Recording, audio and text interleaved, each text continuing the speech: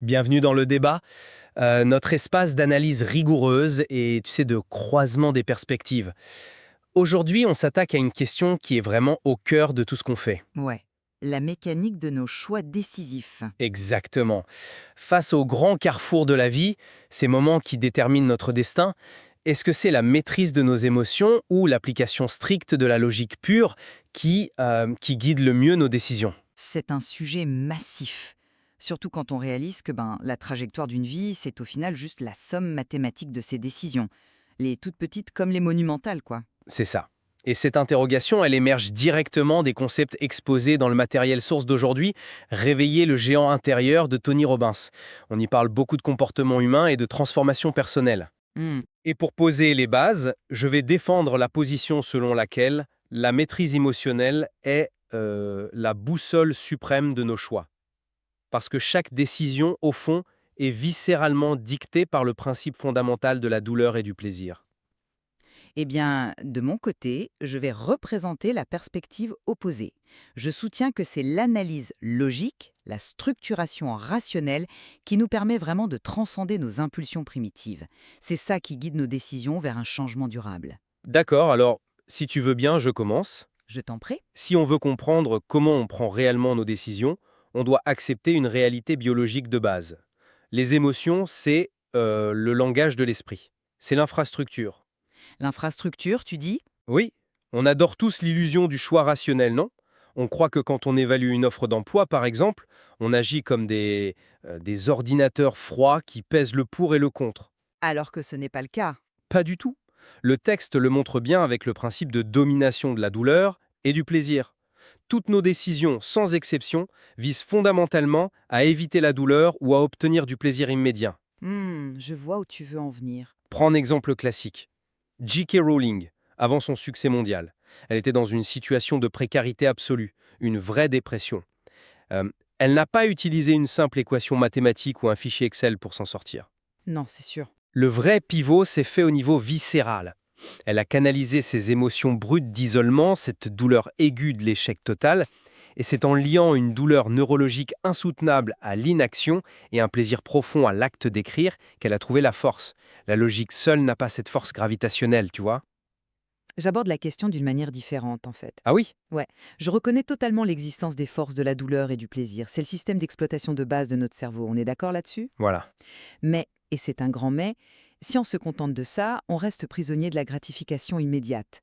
Seule la logique pure permet de réassocier cette douleur et ce plaisir de manière bénéfique. Tu penses que l'émotion nous trompe? Sans le filtre de la logique, oui. L'émotion nous pousse souvent vers des choix désastreux. Imagine quelqu'un qui veut investir dans une nouvelle entreprise. D'accord. Son système émotionnel va être dans tous ses états. D'un côté, l'euphorie de devenir riche, le plaisir. De l'autre, la terreur absolue de tout perdre, la douleur. Hmm.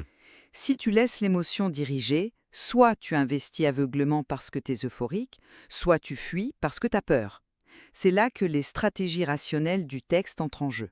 Clarifier ses valeurs, rassembler des informations exhaustives, faire une étude de marché. Mais l'étude de marché? Attends, c'est crucial. L'intellect permet d'évaluer l'impact à long terme au lieu de céder à la peur immédiate. C'est la logique pure qui dompte l'instinct. Je comprends ton point sur l'étude de marché. Mais le problème de ton approche, c'est que tu supposes que la logique a le pouvoir d'annuler une réponse de stress neurobiologique. Elle le rationalise. Mais la peur, c'est une forme de douleur immédiate. Mhm. Imaginons ton entrepreneur. Il a fait ses tableaux, ses projections sont excellentes. La logique dit que c'est un bon plan. Exact. Mais au moment de signer le prêt, de mettre sa maison en garantie, l'amygdale s'active, la terreur inonde son cerveau. À cet instant précis, ton tableau Excel, il est complètement impuissant. Pas forcément impuissant, non? Si, parce que pour surmonter cette barrière, il faut faire ce que le texte appelle un travail émotionnel. L'entrepreneur doit lier intellectuellement et viscéralement une douleur encore plus grande à l'idée de ne pas essayer. C'est pas un exercice mental, c'est émotionnel. Mais justement, pour faire cette réassociation, l'individu doit faire un travail cognitif et rationnel. Un travail cognitif. Oui, explorer les racines de cette peur. Est-ce une pression sociale, des échecs passés? Il faut la reconsidérer intellectuellement comme une opportunité d'apprentissage. Prends l'approche logique de Thomas Edison. Ah, l'exemple de l'ampoule. Voilà. c'est 10 000 façons qui ne fonctionnent pas. Face à 10 000 échecs, la réaction émotionnelle par défaut, c'est la douleur, l'abandon. C'est clair. Edison n'a pas surmonté ça en modifiant ses émotions de manière magique. Il l'a fait par une redéfinition purement logique. Il s'est dit ce n'est pas un échec, c'est une donnée scientifique de plus.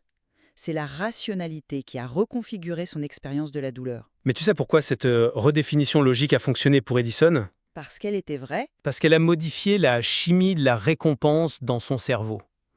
La redéfinition conceptuelle sert à créer du plaisir là où il y avait de la douleur. Laisse-moi te donner une analogie. je t'écoute. L'esprit humain, c'est comme un voilier. Un voilier, d'accord. La logique pure, tes analyses, c'est le gouvernail, ça donne la direction. Mais l'émotion, le principe de la douleur et du plaisir, c'est le vent. Un gouvernail sans vent, ça mène strictement nulle part. C'est poétique, mais... C'est biologique. La réassociation, c'est lever les voiles pour capter ce vent. C'est un acte profondément émotionnel, pas juste classer des données dans un classeur. C'est un argument convaincant. Mais as-tu considéré ce qui se passe quand le vent tourne à la tempête? C'est-à-dire, En temps de crise, l'incertitude extrême, si un leader d'entreprise est guidé par ses émotions pendant une crise, par la peur, c'est la catastrophe. Ah, mais c'est exactement là que le texte de Robbins abonde dans mon sens. Vraiment? Oui, en pleine crise, l'instinct de survie coupe l'accès au cortex préfrontal. Tu ne peux plus penser logiquement. La solution du texte, c'est pas de s'asseoir et de faire des mathématiques. Qu'est-ce que c'est alors? C'est de changer son état physique, changer sa posture, sa respiration, ou utiliser ce qu'il appelle des interruptions de schéma pour modifier l'émotion brusquement. Ouais, modifier la physiologie. Exactement. Tu dois d'abord maîtriser l'état émotionnel avant même de pouvoir accéder à ta précieuse logique. La maîtrise émotionnelle doit précéder la logique. D'accord, je te l'accorde. Changer d'état est utile. Mais as-tu pensé au fait que le but même de ce changement d'état, c'est de restaurer la capacité d'analyse? Restaurer l'analyse. Absolument. Modifier sa respiration, c'est juste appuyer sur « redémarrer ». Ça ne résout aucun problème commercial. ça permet d'y faire face. Oui, mais une fois sorti de la peur, le leader doit immédiatement appliquer la logique. Évaluer la concurrence, peser le pour et le contre, consulter des sources fiables. Mais sans l'émotion, Sans la logique, il est juste super détendu pendant que son entreprise fait faillite, tu vois.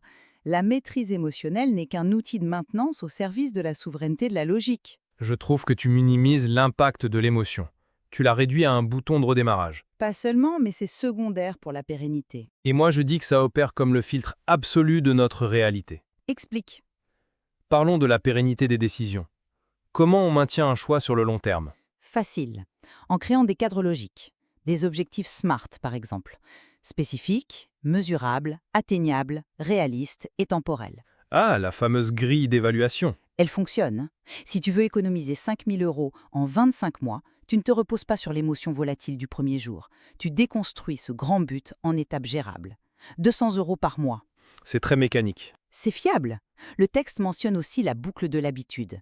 Le signal, la routine, la récompense. C'est un système purement logique qui programme mécaniquement le plaisir pour ancrer un comportement. Mais tu oublies un élément crucial face à toutes ces données et ces systèmes. Lequel? Le rôle de l'intuition face aux données. L'intuition? Ouais, Robin insiste là-dessus. Quelqu'un peut faire toutes ces recherches logiques, avoir des objectifs SMART parfaits pour un changement de carrière, et si tu as un pressentiment fort qui contredit ces données, une boule au ventre pendant l'entretien, la logique te dirait d'ignorer ça parce que c'est pas dans ton tableau de bord. L'intuition, c'est souvent juste de la reconnaissance de schémas subconscientes. Peut-être, mais c'est basé sur des connaissances subconscientes ressenties comme une émotion. C'est souvent le meilleur guide. Et puis, un objectif SMART, ça ne tient pas sans vision émotionnelle. Bien sûr que si c'est bien structuré. Non. Imagine lancer une association caritative. D'accord. Tu vas rencontrer des obstacles horribles. Si tu ne ressens pas le besoin viscéral, émotionnel de sortir ces enfants de la pauvreté, tes objectifs SMART s'effondrent face à la difficulté. L'émotion est le seul carburant qui dure quand la logique te dit que c'est impossible. Je dirais plutôt que c'est l'émotion qui s'effondre quand tu es fatigué et la logique des habitudes qui prend le relais. On va devoir accepter qu'on voit cette dynamique sous deux angles très différents. Ouais, c'est le principe de l'émission après tout. Exactement. Alors, pour résumer un peu ma position, je dirais que nos croyances et nos émotions agissent comme des filtres absolus. Si on ne maîtrise pas ce principe fondamental de la douleur et du plaisir, Aucune logique au monde ne pourra nous empêcher de nous auto-saboter. Hmm. C'est pour ça que modifier son dialogue interne et son métaphysique, c'est la clé de voûte de toute décision marquante. Je vois. Et de mon côté, pour synthétiser, je réaffirme que les émotions, aussi puissantes soient-elles, ce sont des signaux bruts. Des signaux qui doivent impérativement être interprétés et canalisés par la raison. Le fameux filtre. C'est ça, c'est en fixant des objectifs clairs, en évaluant les conséquences à long terme et en structurant rationnellement nos habitudes qu'on crée un changement véritablement durable qui ne dépend pas de notre humeur du jour. Mais je pense qu'on converge sur un point essentiel au final. Je t'écoute. Les émotions fournissent le carburant. C'est l'étincelle indispensable de l'action. Et la logique pure fournit la carte et le gouvernail. Ouais, je suis d'accord. Négliger la logique mène au chaos et au mauvais investissement. Et négliger l'émotion mène à la paralysie ou à l'abandon. C'est une synergie. Exactement. Du coup, ça laisse beaucoup de matière à réflexion pour ceux qui nous écoutent. Absolument. La prochaine fois que vous faites face à une décision déterminante, prenez le temps d'examiner comment vous fonctionnez. Est-ce que vous réagissez par pure impulsion émotionnelle? Ou est-ce que vous vous cachez derrière une surréflexion logique qui vous paralyse? C'est la vraie question. Il y a encore tellement de nuances à explorer dans ces mécanismes du comportement humain qu'on a effleuré aujourd'hui avec le livre de Robbins. Il n'y a pas de vainqueur absolu entre l'émotion et la logique, juste un équilibre à trouver. Tout à fait. Merci de nous avoir accompagnés dans le débat. On se retrouve très vite pour explorer de nouvelles perspectives. À très bientôt.